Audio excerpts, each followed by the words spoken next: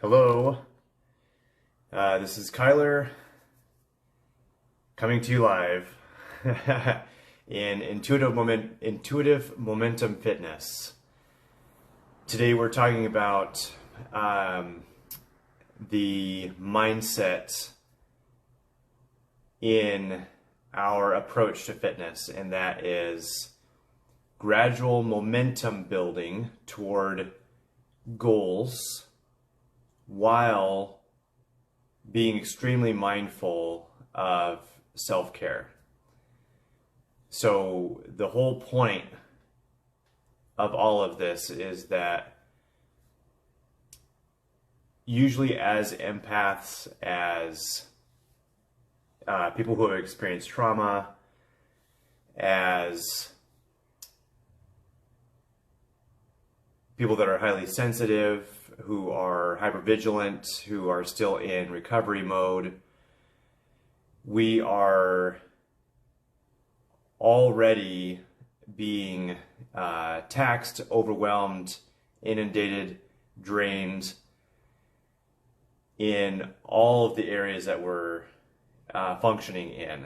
And usually we don't realize that. We just feel like we're not keeping up, we're not doing enough.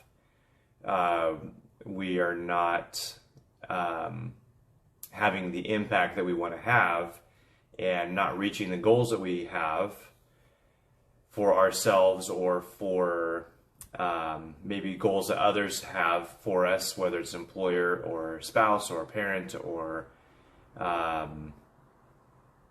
someone else that we're close with. So that's usually the starting point of feeling like there's something wrong. I can't keep up. I need to figure out how to be better, more effective than I'm being. And so it seems like everyone else is being amazing, doing amazing things, being very impressive, and we're having a hard time just with everyday life and normal stuff. Not realizing that we are taking in more data than the average person, and kind of our senses are overloaded more than the average person. So we're actually accomplishing more, it's just not visible. It's not something that other people would recognize. So then when it comes to our own health and our goals, the typical approach to health and fitness is just to be even more disciplined and even more regimented and push even harder. And that can actually take us over the edge of developing autoimmune illnesses if we haven't already got that, and just getting drained even more. So this approach, this intuitive momentum approach, is all about prioritizing us, prioritizing ourselves and how we feel, and making adjustments, making changes to feel better while still holding on to goals.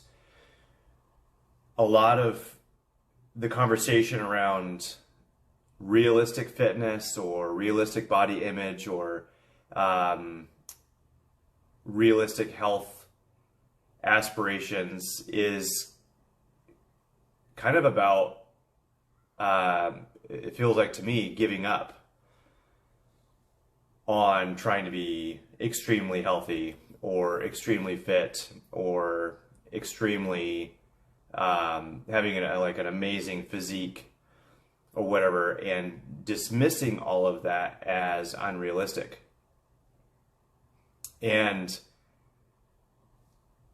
I feel passionate about this in particular because that was one of the things I refused to give up on.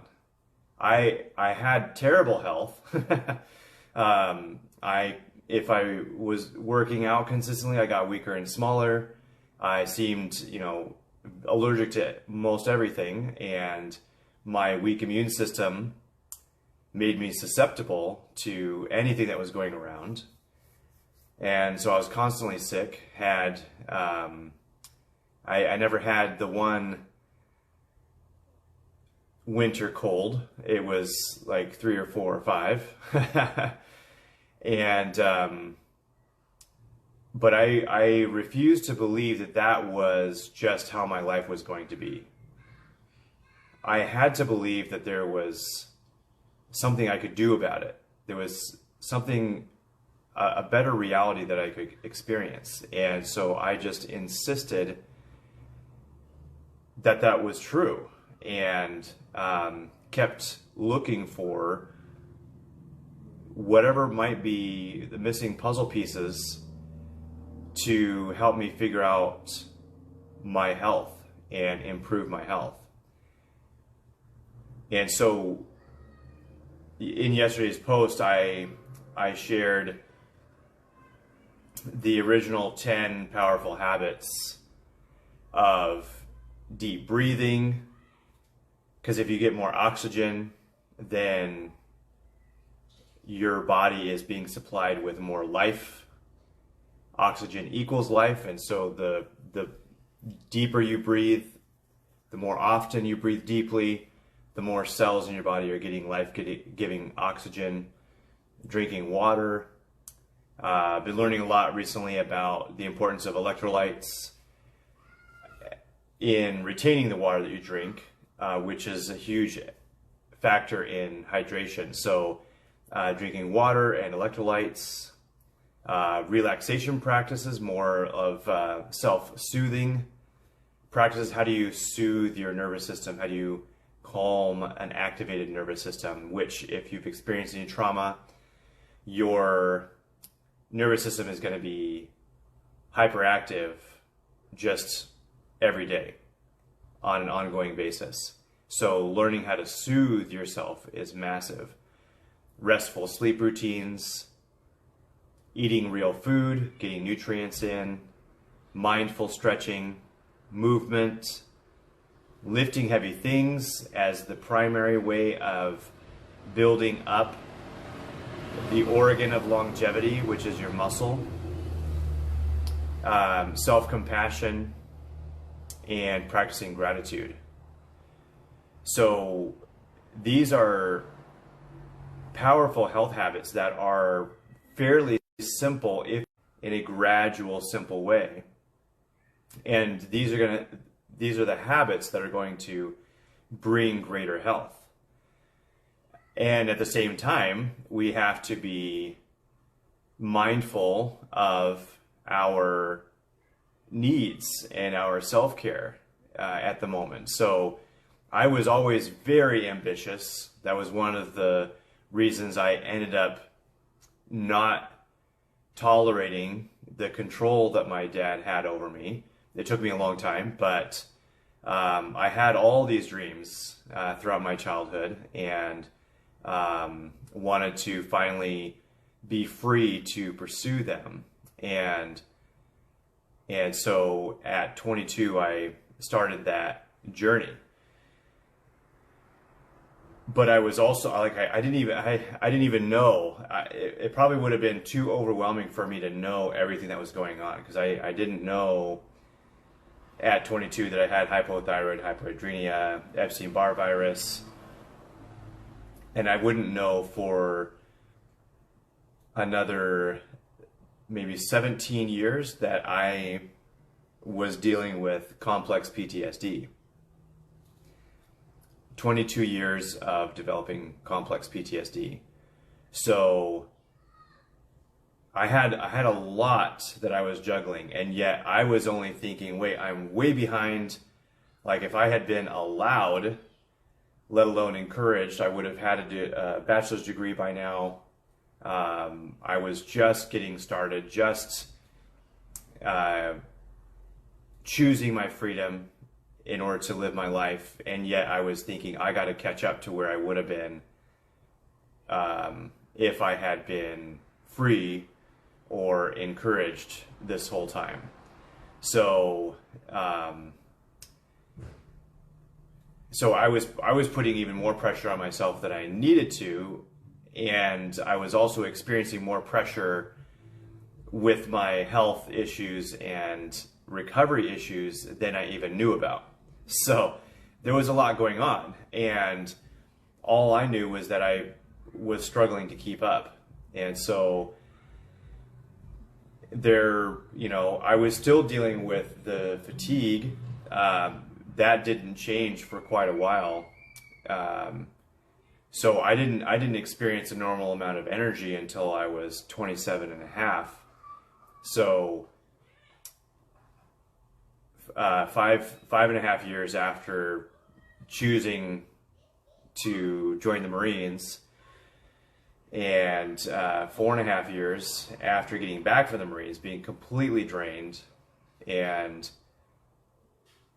sleeping 12 hours a night, 12 to 14 hours a night, feeling like a zombie during the day, all that stuff, and just like making myself get up after a couple months and go get some temporary jobs and figure out how to move forward and start moving toward some direction in life, which I believe that I was experiencing some kind of recovery at that point. Otherwise, I might not have been able to do that. So, but it still was monumental effort. So the weak immune system and all that persisted all through my 20s, and I still seem to get a lot of colds even into my 30s. A lot of fevers, a lot of viruses, a lot of unknown stuff. So, and then injuries. You guys kind of see the highlight reel on Facebook, but and part of the problem, I think, is that when I have been relentlessly pursuing fitness for getting close to 2 decades, and so that is usually what people see is the fitness and the being active and the being strong and all of that. But throughout all these years, there have been injuries that I have been dealing with. So as I got into a stable work environment in the fitness world at my first fitness job at the YMCA in Albany, Oregon, that's where I started exploring sports from. So I think I was 26, started playing volleyball for the first time in my life, started getting some help from others as to how to play and how to hold my arms and hands and how to stand and position myself to play volleyball. And then signed up for an indoor soccer league. Soccer had always been my favorite sport and never got to play on a team.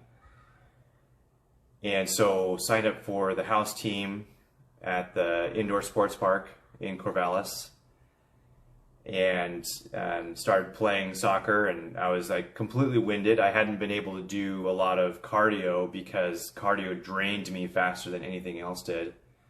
And so I've been focusing on strength training. And so thankfully soccer is just a series of sprints, and I've always enjoyed sprinting. I don't like running. But yeah, so then I started playing soccer, getting more in shape for that as I did it. And then later on, in my mid-30s, started playing pickleball. But, kind of backing up a little bit, when I was playing soccer, I did something. I was really excited about this new abdominal exercise and really overdid that. And then combined with, at that time, I think I was playing soccer twice a week, and gave myself an overuse injury in my hip flexor, especially on the right side. So every time, for a couple of months, every time I went to sprint, I almost passed out and fell down because the pain in my hip flexors was so intense. So, so even though I could walk around, I looked healthy and strong. It was something that I was feeling and very aware of the whole time. And then the next year, I broke my collarbone playing soccer, recovered really quickly, really fast, but that was still extremely painful, really overwhelming. It took me 5 weeks to do pull-ups again. And then low back pain. I was still able to do very heavy back squats and deadlifts, but I would experience just this burning pain in my low back for the next couple of days after squats and deadlifts. And then in 2020, I injured my left knee playing pickleball, and it's still not completely back to normal. Like, I used to be able to squat sitting on my heels, and I can't quite do that yet. It's way better now. But for a while there, my knee would actually just swell up, and I could hardly bend it all the way. It would swell up every time I played pickleball or volleyball, but it didn't feel any worse. It just swelled. So, so I just kept playing. So I had that issue, and then most recently my right elbow, tennis elbow. So just actually got back from a acupuncture session for that, and it's feeling amazing. So I'm excited to play again and see how much better it feels. But then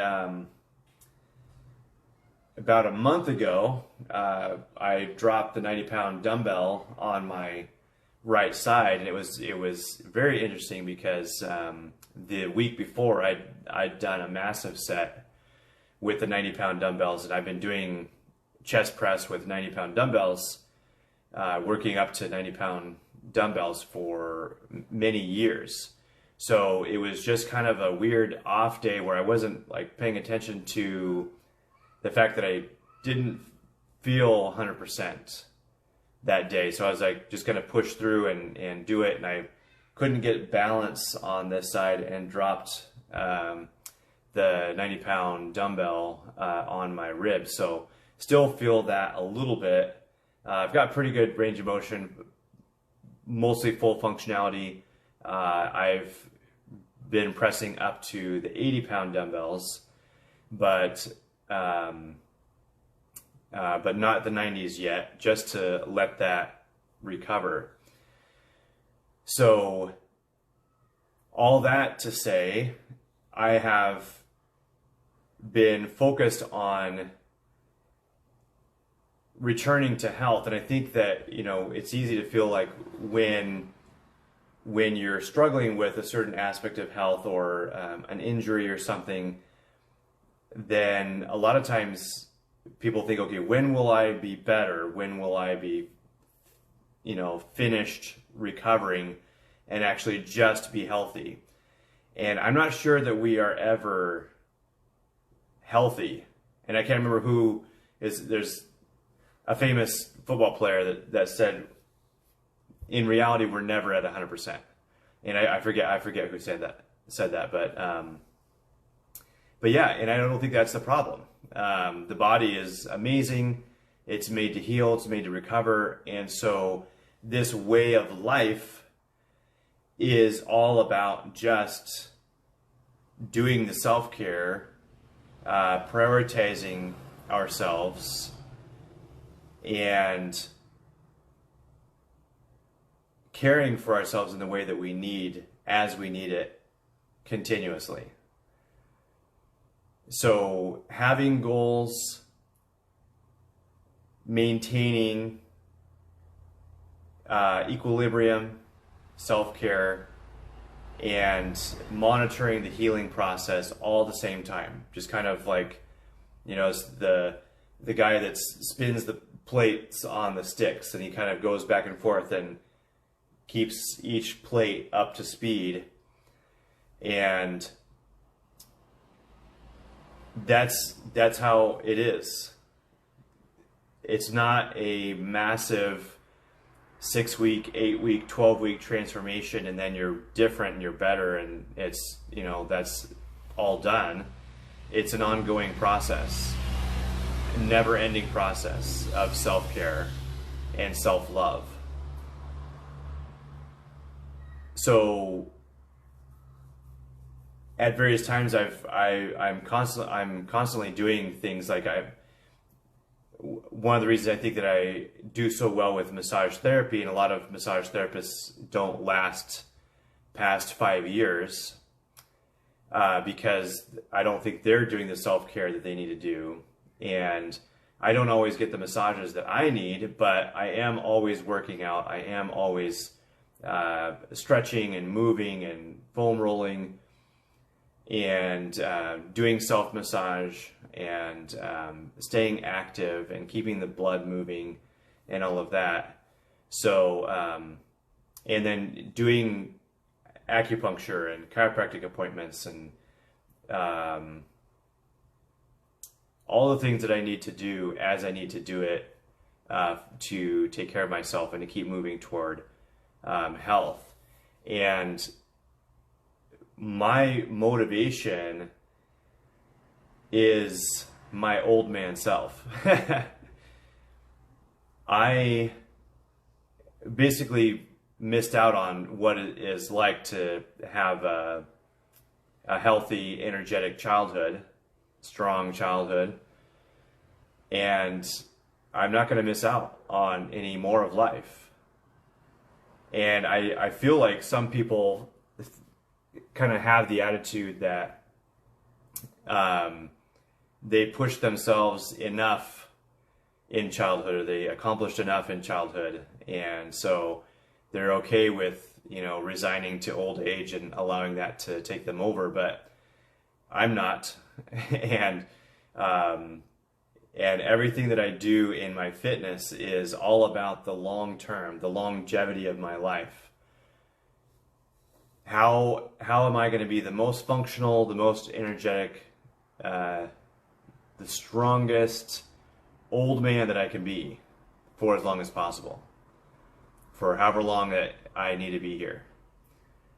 So there's illnesses that we're juggling, there's injuries that we're juggling, and then there's invisible overload, which is unique to us as empaths, trauma survivors, highly sensitive people, introverts. We are doing more with the data that comes at us than other people are doing. And that is draining. That's overwhelming. That's exhausting. So we need to allow self-care for those things, for things that don't make sense to other people. So where is the margin? You need margin in your life. And I'm saying that as I know that I'm working too much with massage. So I'm like trying to move back to a little bit more balance as I've been catching up on bills and all that stuff. But yeah, moving into balance, creating margin in my life. Something that took me forever to realize was that I get to have my preferences. This was something that was denied me in childhood. And I was thinking the other day about how almost anything that I preferred was challenged and argued against. And it was seen as a virtue to do something you didn't want to do. and it was seen as lazy and indulgent and weak to do something you enjoyed doing. So learning that I get to decide what I prefer is pretty monumental, and something that I'm still struggling to allow myself the privilege it feels like to have what I prefer. And then understanding our choice as a creator. So this is the part of, this is a concept within my story that I feel like it's possibly the easiest to misunderstand or the hardest to accurately relay. And that part is my choice as a creator. When I say that I want to experience something that seems impossible, it's not I don't know, I'm trying to think of the right term for it, or a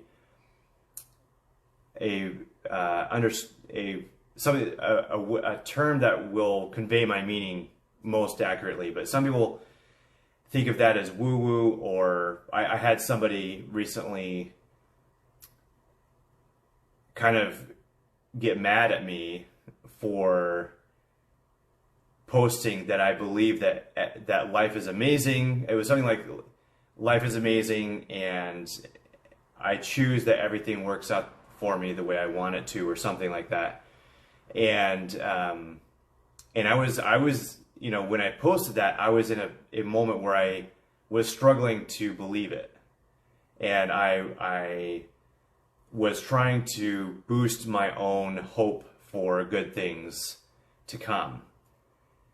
And someone got really mad at me for posting that because it reeked of privilege. Because sometimes life just sucks and there's nothing you can do about it, and it's miserable, and you're powerless, and all of that. And I relate. I know what that feels like, and I've definitely felt that. But I definitely felt powerless when every time I tried to work out all through my teens and early 20s, and I only got weaker and smaller instead of it helping anything. And financial situation was terrible, and there were no encouraging parents, and all the things were working against me, yet I was still insisting on idiotically choosing to believe that something better could happen, that there was a better possibility for my life and my experience, that it was possible to live a life and experience a reality that I'd never experienced before. I just refused to believe that wasn't possible. And so over the years, I have seen and experienced the magic of remembering that I choose my life, and not just resigning to the misery of what I see around me, but actually choosing that I'm going to experience something better than this, even when there was no tangible evidence that was possible. So this piece is one that I'm very passionate about, and yet I feel somewhat limited in being able to convey this, because it takes a special person to be in a terrible situation and have the hope that something better could still happen, that some good things could still happen. That's why I love Lord of the Rings so much, because that story is just a beautiful illustration of pursuing the impossible. Like, these hobbits are carrying the most dangerous possession of the most dangerous being on Middle Earth, and the hobbits are like not skilled at warfare at all, and yet their only hope is that they will be so overlooked that they might get through and accomplish the mission. And there are just so many ways that could have gone wrong, so many times where it should have been impossible, and yet one step at a time, one foot in front of the other, one breath at a time, and finally it happens, and the best outcome happens despite all odds, despite every overwhelming impossibility along the way. So this is also tricky because there's not really a formula, and we love formulas. You just think, if you just follow these steps, if you just do these things, if you just follow my program, buy my buy my app or whatever, then everything will be fixed. But it really is about you using your magic to trust and believe and to insist on the ability to experience something different and better than you've experienced. So Susie says it's like choosing hope over worrying, especially worrying about things beyond our control. Absolutely. I love worry as an example, because worry is just using your imagination to imagine the worst possible scenario, when you could use your imagination to imagine the best possible scenario. And I know that, like, we are wired as human beings to seek safety and to try to shore up our defenses and to minimize risks and all that. So it's a survival mechanism and a safety mechanism to constantly be scanning for potential danger. And on a certain level, that's smart. But then on another level, you miss out on so much of life if you're only looking for what could go wrong. Because we have incredible power when we start looking for what could go right. So yeah, that's the tricky part. But that is also, I believe, the most powerful part. So you do have to believe in a little bit of magic. You do have to believe in your own power. You do have to believe that you get a massive say in creating your life. And it is primarily, scientifically, about resonance. So what is the vibration that you hold? Because that is what attracts life to you. The people that are always miserable and they don't seem happy unless they're miserable. And all the worst things happen to them all the time. It's like when you're in a bad mood, a lot of times you get the worst version of everybody you interact with. Whereas if you're in a really upbeat mood, then you get the most beautiful version of every person you interact with. And so who we are and the resonance we hold within ourselves is super powerful in bringing more of the same to us. Susie posted again, it's almost like there's a little nugget of instinct for survival or resiliency, or some fire deep inside a person that gives them the strength and courage to flee bad situations.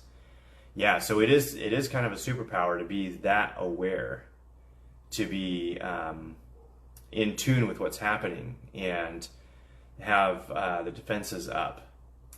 but then also to be able to use the same skills, the same technology for good, for finding and attracting the best case scenario and powerful solutions and all of that. So yeah, so balancing your movement forward with your self-care and your recovery and all the needs that you have is so valuable.